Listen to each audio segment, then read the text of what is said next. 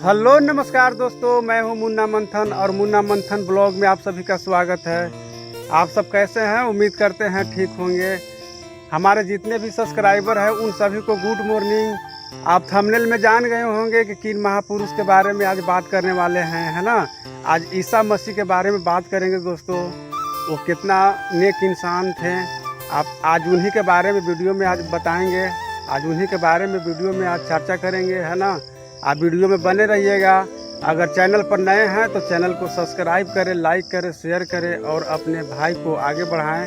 आज वीडियो में बताएंगे ईसा मसीह के बारे में। ईसा मसीह का जन्म लगभग 6 ईस्वी पूर्व में हुआ था। ईसा मसीह इतना नेक इंसान थे कि आप समझ सकते हैं। उनको खुद ईश्वर ने इस धरती पर भेजा था और वो खुद बताते थे कि हम पिता का संतान है और पिता हम में हैं। उनका सबसे पहला चमत्कार जब वो शादी में गए थे तो वहाँ पे शाम रस ख़त्म हो गया था, तो वो अपने चेलों को बोला कि जितना भी पात्र है सभी में पानी भर दो। और जब पानी भर दिए गया और फिर ईसा मसीह बोले कि ये सब जितना भी मेहमान हैं सभी को पिला दो। तो जब पिलाया तो उसमें एक बहुत अच्छा शाम रस बन के तैयार हो गया। आप समझ सकते हैं, उनका पहला चमत्कार था।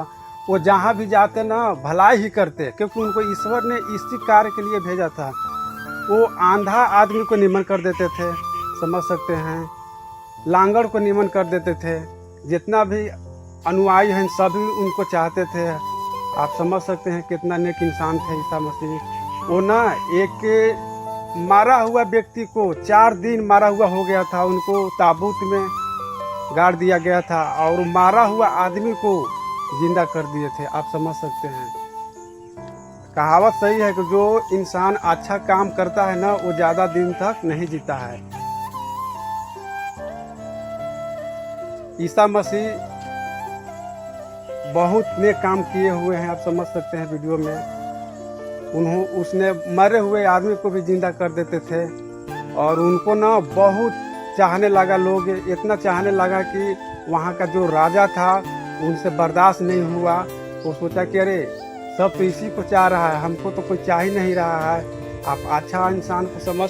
ईसा मसीह अपने जीवन काल में चीख चीख कर कहते रहे कि हम ईश्वर का संतान है, ईश्वर ने हमें भेजा है यहाँ पे कार्य करने के लिए। लेकिन उनका बात किसी ने नहीं माना। उनका बात किसी ने नहीं माना। यहाँ पे समझ सकते हैं। उतना भला इंसान को बताइए सूली पर चढ़ा दिया गया। कितना नेक इंसान थे, कितना अच्छा आदमी थे बताइए, और उनको सूली पर चढ़ा दिया गया। कितना अच्छा अच्छा उपकार करते थे। मरा हुआ को जिंदा कर देते थे, आंधर को निमन कर देते थे बताइए। और वैसा आदमी कोई धरती पर नहीं रहने दिया यहाँ का लोग समाज। आप समझ सकते हैं। जब उनको सूली पर चढ़ाया गया तो दोनों हाथों में कील ठोक दिया गया, समझ सकते हैं। कील ठोक दिया गया ईसा मसीह को, और उनके साथ 2 और उनके चेला थे, उनको भी चढ़ा दिया गया सूली पर।